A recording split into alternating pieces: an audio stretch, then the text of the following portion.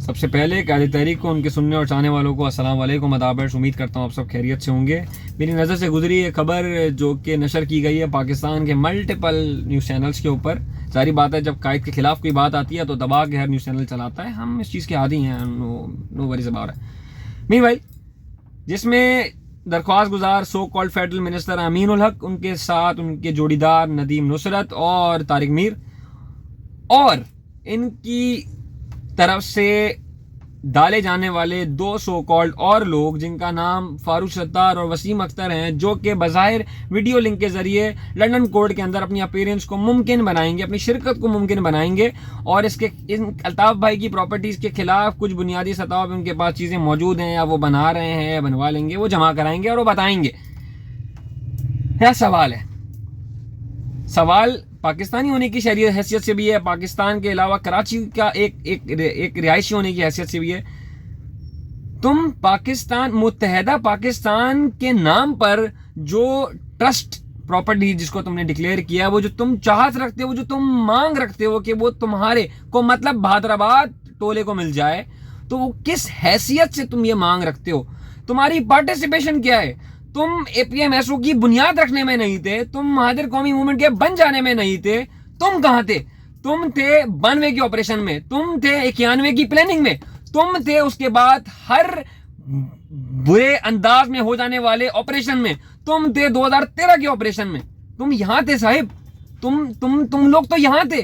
तुम्हारी को सबसे बड़ी गलती जरूर थी 2011 में माफी देना, लेकिन मैंने फिर वो अपने पिछले व्लॉग में भी कहा, मैं उसके मामले में नहीं पढ़ना चाहूंगा। लेकिन मैं एक बात जरूर कहूंगा कि तुम किस हैसियत से उस ट्रस्टेड प्रॉपर्टीज की मांग रखते हो जिसका फंड मुत्तहदा कौमी मूवमेंट के नाम पर नहीं, अल्ताफ भाई के नाम पर मिला, जिसका फंड आज भी मुत्तहदा कौमी मूवमेंट के नाम पर नहीं, अल्ताफ भाई के नाम पर मिलता है।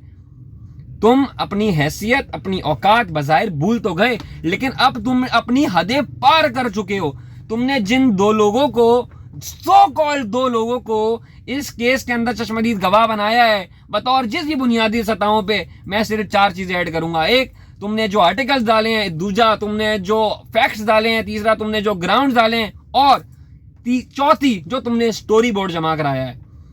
एक ही सवाल का जवाब है तुम्हारे लिए साहिब, वो 12 बजे रात के खुलने वाला पाकिस्तान का अदलिया नहीं है, वो कोर्ट है जहां पे इंशाअल्लाह व ताला तुम पे फर्द जुर्म आयद होगा।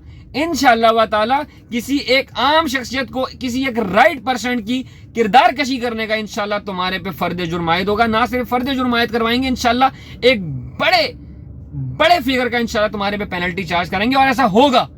तुम भी देखोगे, हम भी देखेंगे, ऐसा होगा। फतह हक की होगी, ये बात अल्लाह जानता है कि कौन हक पे है, कौन सच पे है, किन बुनियादी सतहों पर, किन वजूहात के तहत वो फंड रेज हुए, किस सतहों पर वो दफातर खोले गए। माजरत के साथ, वो इदारों के दिए हुए हैदराबाद वाले ऑफिस नहीं है, वो इस अवाम के बनाए हुए पैसे से दफातर हैं जनाब।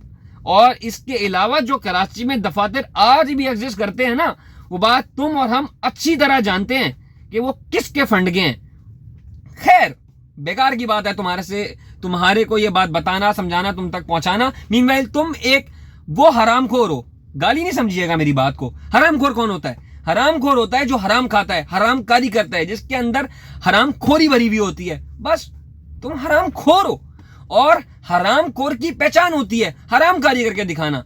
तुमने अपनी हरामकारी की हैसियत से औकात तो जरूर दिखा दी, लेकिन ये बात याद रखना, इस शहर के अंदर अब की बारी वोट मांगना तो बहुत दूर की बात, इंशाअल्लाह तुम्हारे मुकद्दर में गलियां में, हर गली मोहल्ले में जूतियां, चप्पलें, गालियां लिखी हैं। मैं अपनी माँ की कसम खा के कहता हूं, तू मेरे मोहल्ले में मांगने तो आ वोट, तू मेरे मोहल्ले में बात तो करने आ। मैं ना तेरे मुंह पे जूती मारूं तो मेरा नाम बदल देना। मैं कराची का शहरी हूं, मैं पाकिस्तान का शहरी हूं। मैं जानता हूं कि इस शहर का आज हाल क्या किया है, इस शहर का इंफ्रा कहां खड़ा है। तुम पाकिस्तान के लिए करना चाहते हो? नहीं बताना लोगों को, बताओ लोगों को कि तुमने अपना केस जो उधर दायर किया है उसकी बुनियादी वजह क्या है, उसकी बैकग्राउंड पे स्टोरी क्या है। वो फंड रेजिंग की बुनियाद पे बना, और वो क्योंकि एमकेएम पाकिस्तान का हिस्सा है तो लिहाजा हम उसको बेचकर उसका फरोख करने के बाद मिलने वाला अमाउंट शौदाओं के लवाहिकीनों पे और बहुत सारे एमकेएम से वाबस्ता लोगों पे लगाएंगे जिनके पास कमाई का जरिया नहीं है। हराम खोर, कोटे से निकल के महलों में बैठने वाले, लालू के लांडी कोरंगी में रहने वाले, आज डिफेंस क्लिफ्टन में बस रिहाइश पजीर हो, तुम्हारे से सवाल, तुम्हारे पास ये पैसा कहां से आया?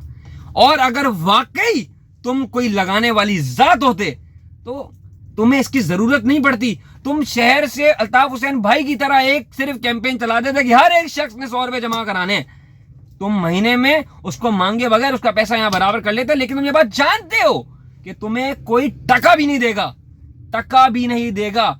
जिनको तुमने अपनी जमात में बतौर कारकुन हिस्सा बनाए रखा है ना, मैं बहुत अच्छी तरीके से मल्टीपल लोगों की वो स्टोरियां जानता हूं कि इस मजबूरियों के तहत वो आज भी तुम समेत इस जमात का हिस्सा है, जो कि एक कब्जा ग्रुप है, एक कब्जा ग्रुप है जो किसी के बाप की सरपरस्ती में चल रहा है, जो मौसिन की सरपरस्ती में नहीं चल रहा साहिब।